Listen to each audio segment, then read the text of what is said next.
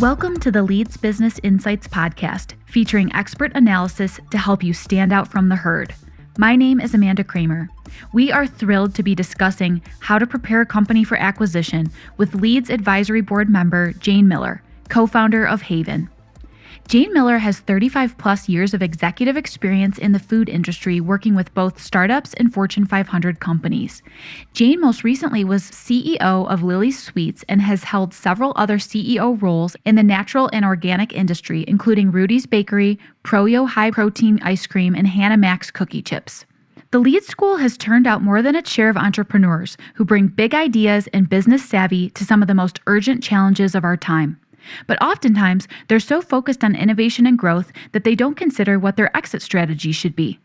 Today, it's my pleasure to welcome Leeds Advisory Board member Jane Miller to Leeds Business Insights.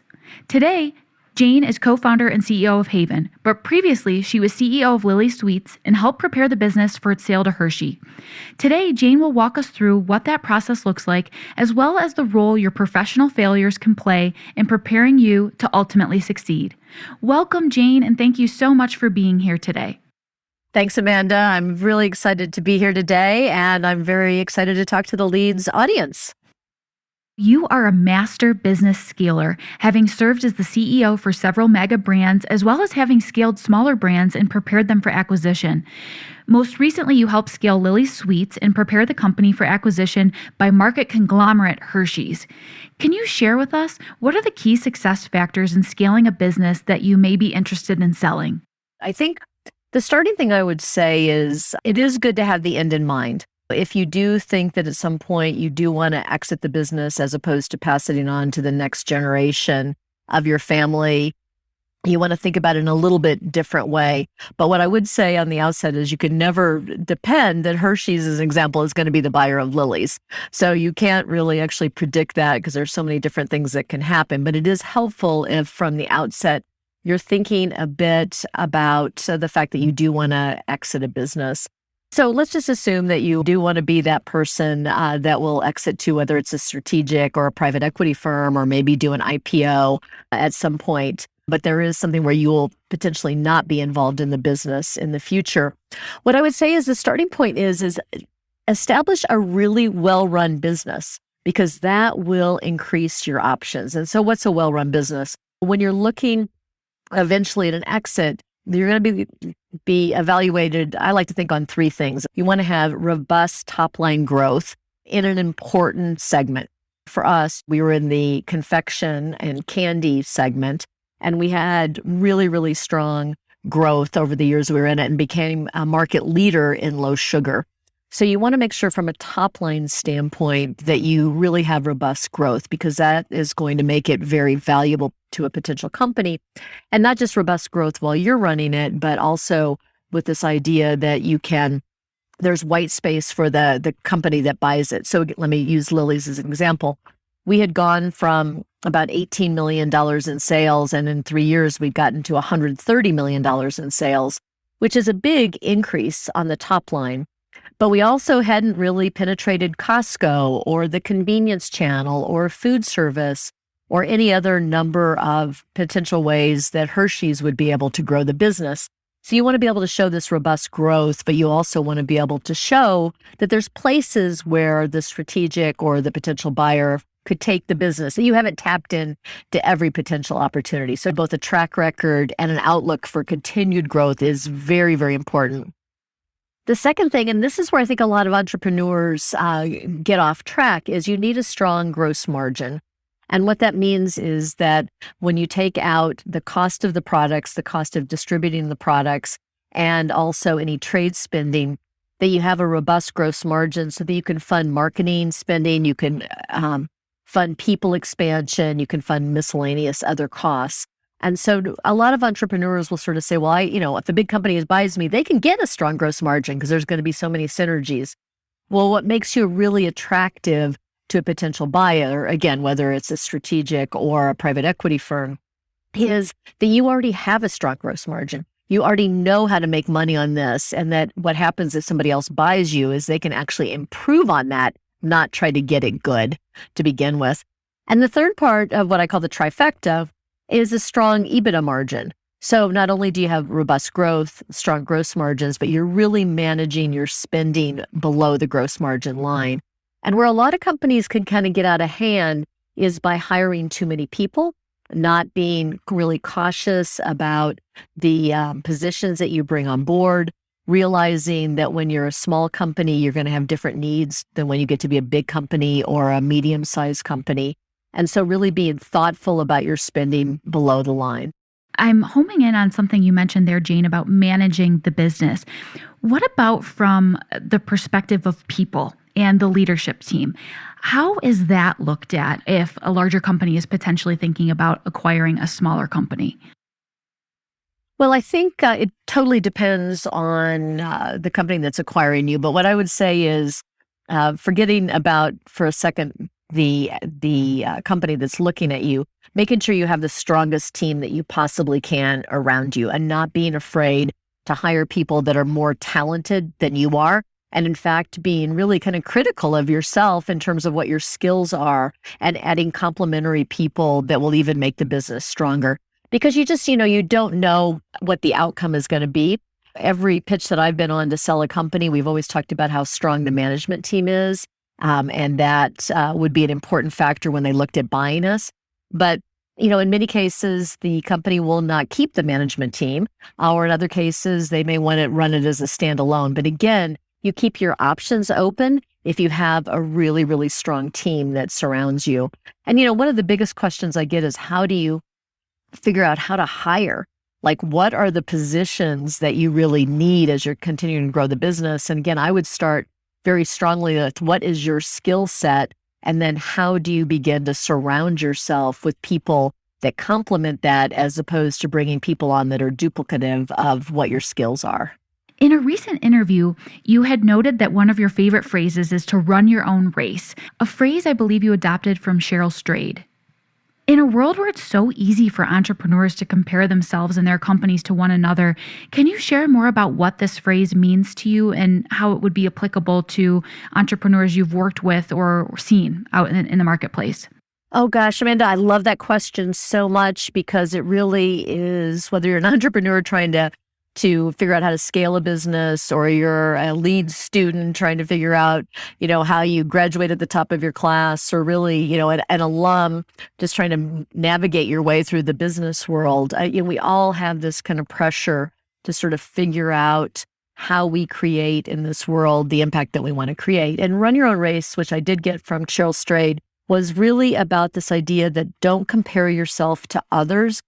Set your own goals and compare yourself to what your goals were. And running your own race really is, I'm not about how fast I am relative to you, Amanda, but if I said I was going to do a 10-minute mile, did I do a 10-minute mile, regardless of whether you did a 9-minute mile or an 8-minute mile? And I think it's such an important concept because if you are very clear on what's important to you, then you can judge yourself against yourself. So when you're trying to start a business, not going on social media and saying, oh my gosh, there's somebody else that's doing exactly the same thing and they have more followers and they've got more customers and they've got more doors that they're in if you're a food business. But instead sort of say, okay, my plan was that I was going to get into Whole Foods in the Rocky Mountain division. And I am doing everything that I can to make sure my brand is successful there, even if I see somebody else that's gone national in Whole Foods. Or I see that, I'm kind of still bootstrapping this and I have friends and family money. A similar company has just raised like $10 million from a private equity firm. How do I feel about myself? And maybe you're not ready for that $10 million. So running your own race really is and starts with you being very clear on what's important to you, not what is important necessarily to your spouse or, you're in school, your parents, maybe someone else in your family that has high expectations for yourself, but instead to set your own guidelines on what success looks like. That is so helpful. And I think a really good grounding point for so many to remember to keep your eye focused on your goal, because it's so easy to look in the lane to your right or to your left and say, I'm not doing enough, but that's not your path.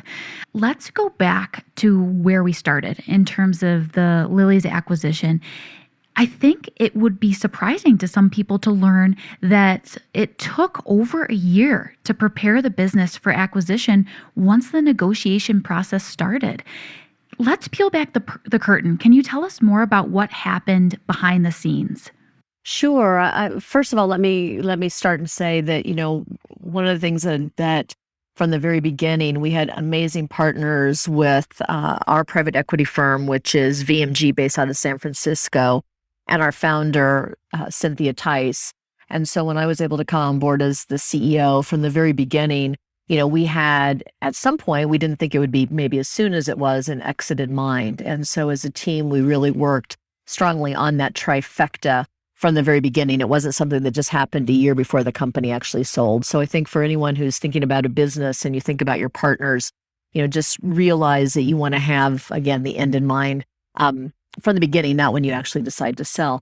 But yes, to your point, it was almost a year from the moment that we identified investment bankers that we could potentially partner with to actually selecting one, to going through the process of building a very strong presentation that would be interesting to a number of different buyers, to actually doing the presentations to those buyers, to then having a select few buyers that were very interested go through due diligence with us to dig even deeper into the business, to finally having final offers. So, from August 2020 until June 2021, we were in that process of that I just described, from hiring a banker to actually closing the deal with Hershey's. So it definitely is something that might take a little bit longer than you might expect, just especially if you want to make sure that you are really playing the field, letting the right number of people know about your business, that it is available to be potentially purchased, and then really vetting the potential buyers for not just money, but also cultural implications and implications for the employees that would be joining the company that would be acquiring you. And every process, Amanda, is different. But I think for us, it was that kind of a robust process from beginning to end to really get the right buyer at the right price. Mm-hmm. It sounds like a very intentional process on both sides of the transaction. You had mentioned that the presentation is incredibly important, and often you'll talk about the management or leadership team in that presentation. Would you be able to share with us other key components to a successful presentation when you're pitching your business? Our three key things were that there was a huge macro trend that was going on, which was people were trying to cut back on sugar. In fact, 80% of the mainstream consumer was trying to cut back on sugar. And this is an important point, which is if someone's going to sell the business, is what is the context that somebody wants to buy it in? For us, what we were trying to represent was that Lily's, for all the success that we'd had, we were barely scratching the surface on something that was very mainstream. And a company like Hershey's has got huge household penetration, would be very attracted to that because they're mainly in the sugar business. And so what we tried to present to them and to the other potential buyers was that low sugar was a big idea, that it wasn't niche, it wasn't a fad, it wasn't something that was going away, it wasn't something that was only for a certain economic group. Like only rich people are cutting back on sugar, and it was really this concept that the mainstream consumer of all age groups and all economic groups were really interested in that. That was kind of the big picture to start with. The second thing really was about the fact that Lily's was really unique, that we were the first product to market that had great tasting low sugar products with a clean label. And this was really important from our positioning, which was to say, okay, not only are people looking for low sugar, but what we know is that they're not going to make a sacrifice with candy. That 87% of consumers, the number one reason why they buy a chocolate product is for taste. And so what we wanted to represent in our presentation was that Lily's was unique in that we had an amazing tasting product, but also with one that was very on trend in terms of a clean label. So no ingredients you can't pronounce or, anything that would not be accepted at Whole Foods. And then thirdly, we talked about the management team, that it really was the group of people, not just the management team, the whole team, that was really our secret sauce that kind of brought it all together. So I do thinking about a presentation on how they want to sell the business is first understand the big context of how how it's relevant. So in our case, people are trying to cut back on sugar. What's the unique differentiation of the business in a very crowded category? And ours was we were first to market with a delicious product that had a clean label. And then, what made it so really, really special for us was that we had an amazing team that we wanted to actually showcase. Then in the guts of the presentation, we would go into a lot more detail around each one of those topics. Because what I didn't talk about at the outset was how we made a lot of money. And that's an important thing. We didn't talk about the loyalty of our consumers and how we have really strong repeat rates. And that's why people come back to that. Why we had so much, as I mentioned earlier, white space, that although we were doing a great job in the natural channel and with a number of key strategic partners like Target and Walmart, there were still a lot of other customers that we hadn't penetrated. So it really is trying to understand, again, the big context, what makes you unique, and then why the company should buy you, because they can expand that to channels that you're currently not in. By all accounts, the Lily's Sweets acquisition was a success. But you've also been open about the fact that you've worked at the helm of failed businesses or startups, and that failure not only makes success sweeter, but it's also a crucial component to achieving success. Can you share with us some of the lessons you've learned that contributed to this successful Lily's Sweets acquisition? Gosh, there's so many factors that contribute to success. And let me maybe start with, if you've ever had a great success, don't ever assume it was all because of you. Or the other side of that same coin, which is if you have a great failure, don't ever feel like it was all because of you. So with Lily's, I was really blessed in the sense that we did have this huge macro trend that was going on. We did have a founder who had really created an amazing product. We were first to market, so we had that sort of opportunity, and we had a team of people that just did some amazing things and aggressively went after sales and marketing. But we actually had very strong financial management. In many cases with young companies, you don't have the right funding to be able to make the business work, and you're trying to really bootstrap it. So, I think what I've learned over the course of my career is that, every success I've had some role in, and every failure I've had some role in. And if you kind of take it for that, which is what did you learn? A great example for me at Lily's was that I was so convinced that we needed to get a peanut butter cup to market because it was the number one thing that consumers were showing on Instagram that they were making with our products were their own peanut butter cups. And I was like, oh my goodness, who wants to make their own peanut butter cup? Let's get a peanut butter cup to market. And, Cynthia, the founder, had been super stringent about product quality. I mean, her rule was it had to taste as good as full sugar products. And I was like, I think on this one, we can probably pull our standards down just a little bit because I just know that this product is going to be better than any other product that's in the market that's low sugar. Well, I had forgotten the cardinal rule of why Lily's was so successful. We weren't comparing ourselves against low sugar products. We were comparing ourselves against full sugar products. And we rushed something to market that was the best low sugar product on the market, but it wasn't as good as a Reese's. And we actually had, customers that complained about the product. We had consumers complained, and we were very fortunate that I had an amazing head of operations, Phil Mason, who was able to get a really good partner for us who developed an amazing product. And we were able to take that to market. But you know what? I probably wasted 9 months of the company's time, and probably a lot of consumers that might not come back and buy our peanut butter cup again because they didn't have the same experience that they would have expected from Lily's. So, what I really learned from that was even when you're in the height of your success, which was with Lily's, that you can't let your standards down for what is the thing that clearly differentiated us from other other competitors. Wow, Jane, thank you for taking us on that journey and walking us through some of the failures, even within Lily's, that you were able to glean lessons from and say, okay, we're going to look at who we are and we're going to do this differently moving forward.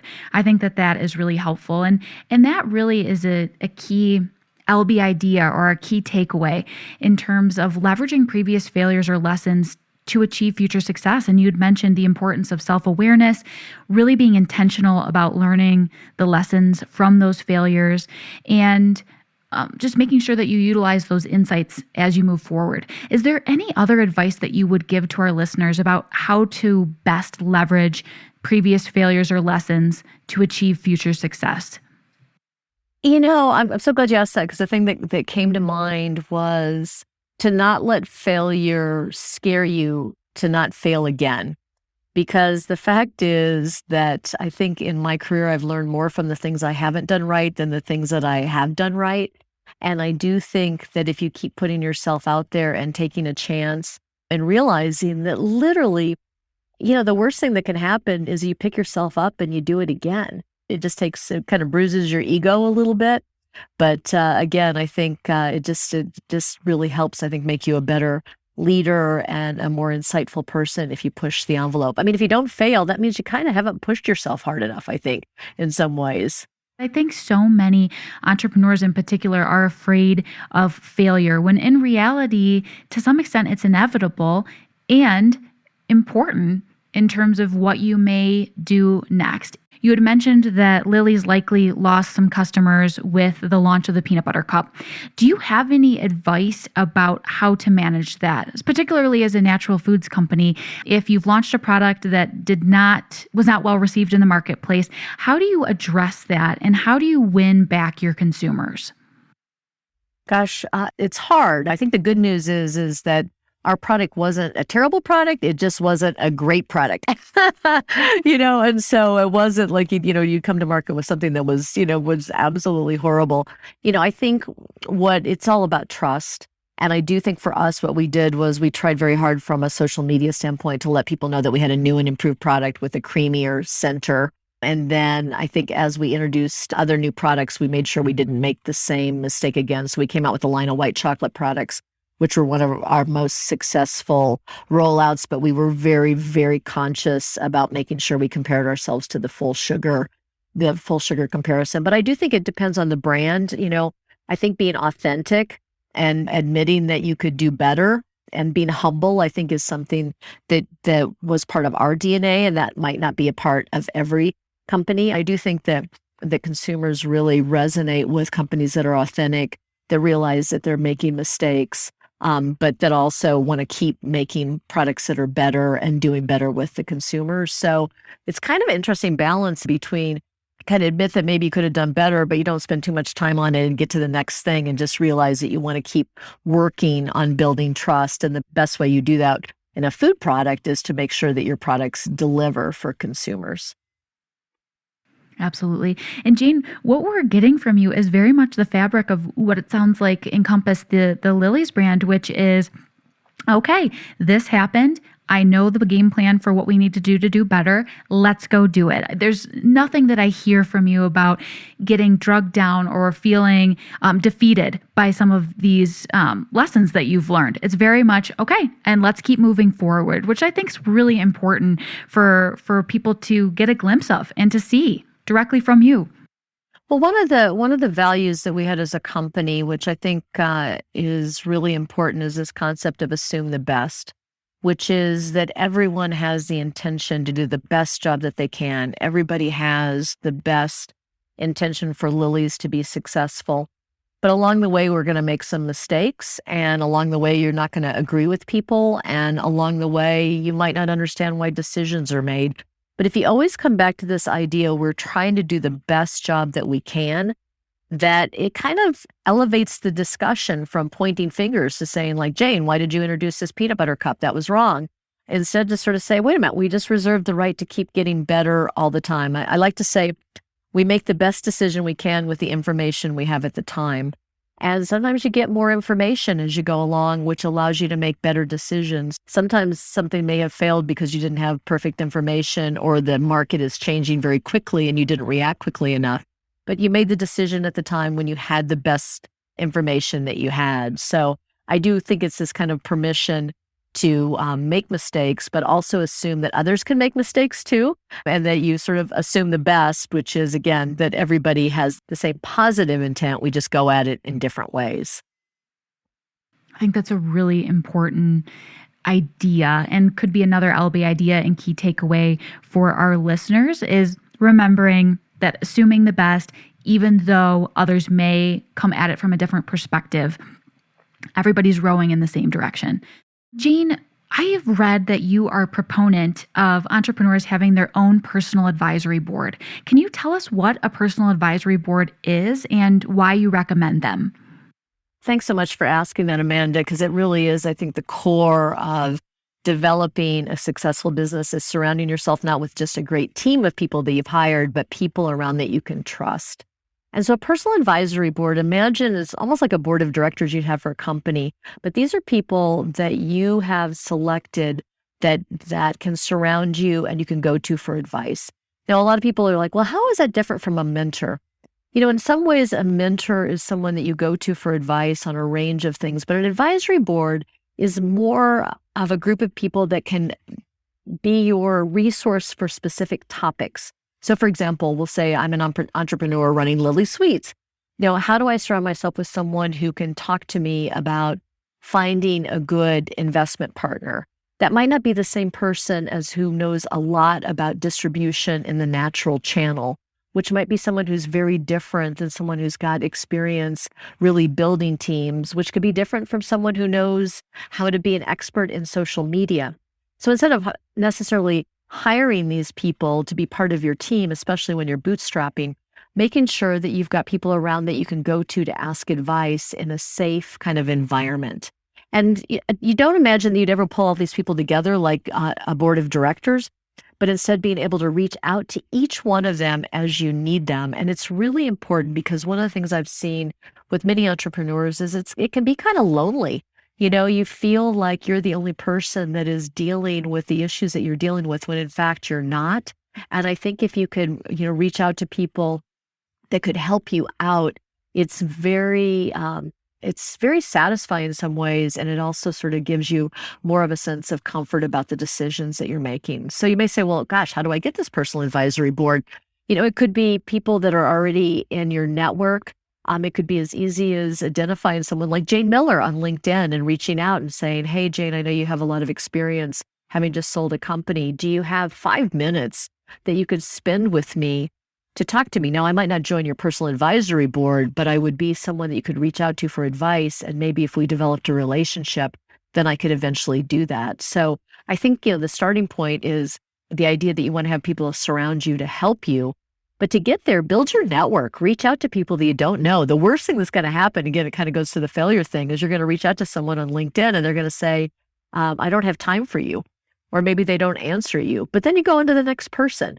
But I think it really is this idea of kind of building your network, seeing who can really help you out, and then you'll start to develop relationships with people that might want to even be a closer associate of yours and develop your personal advisory board. So thank you so much for that, Jane. And I think the one other piece that we'd like to ask you about is what's next for you? There's been the successful acquisition. Tell us more about what you're working on right now. So right now I'm doing a couple of things. One is I've had the great pleasure of coming back to Rudy's Bakery that I was the CEO of from 2008 to 2014. And I was able to join the board a couple of months ago and be instrumental in the hiring of the new CEO, who's Doug Rady. Doug was my head of marketing and sales when I was the CEO, and he, for the last 7 years, has been the CEO of Good Karma. And Doug is one of the most incredible leaders that I've had a chance to work with in my career. And as I always like to joke with him, he is an incredible leader, but I will actually take some credit for him becoming an even better leader. So I'm super excited about him stepping into Rudy's, where I will, as I said, be a board member and be able to work closely with him as the leader of this company. It's honestly one of the most exciting things that I've had happen to me. So first of all, I'm very excited to be back at Rudy's and to be a part of this wonderful company that was started about 45 years ago by Sheldon Romer, who's also a great inspirational leader here in the Boulder, Colorado market. The other thing that I'm doing that is like nothing I've ever done before. I am a co-founder, as you mentioned a couple times, of a company called Haevn. And for anyone that wants to check that out online, it's TheHaevn. thehaevn.com. And Haevn is all about solving the chicken and egg dilemma, which is if you're a student, you can't get a job without experience, but you can't get experience without a job. And so we're working on helping young people, specific college-age students, develop their soft skills, their skills to be able to prepare themselves to go into their first job. And then we're matching them with companies in micro internships. And what's really, I think, unique about Haevn is this really high-touch approach to building student skills and then providing these internship experiences where you're not just sort of following somebody around in an internship.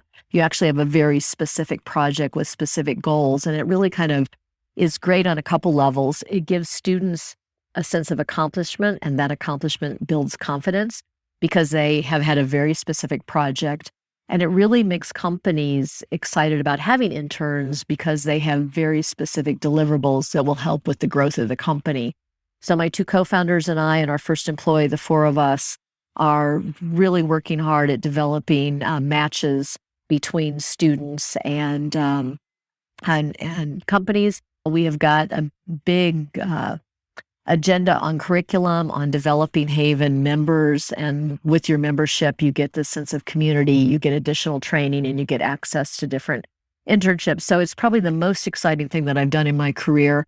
Our goal is in the next 5 years to hopefully have created about 5,000 internships and really be able to help that next generation of leaders get jobs. So it's super exciting, not anything like 35 years of being in the food business. It's new for me, and it's kind of scary because it's outside my comfort zone. I've never really been a founder. You mentioned Jane Knows. Jane Knows is a free career advice website. So although I'm a founder of that, it was kind of a one-woman show. So it wasn't involving co-founders and involving companies and career centers at different colleges and universities. Keep your eyes out for the Haevn, because I think we'll be doing great things over the months and years to come. Jane, thank you so much for joining us today for this conversation. It has been really insightful. Thanks, Amanda, for having me here. It's always a thrill to be involved with the Leeds School and whatever I can do to help. And hope everybody enjoyed this. And of course, you can reach me at jane@janeknows.com with any questions that you might have. Thank you again for listening to Leeds Business Insights, and a special thank you to my guest, Jane Miller. Don't miss a single episode. Subscribe to Leeds Business Insights wherever you get your podcasts. You can also find more information about our podcast series at leeds.ly/LBI podcast. We'll see you next time.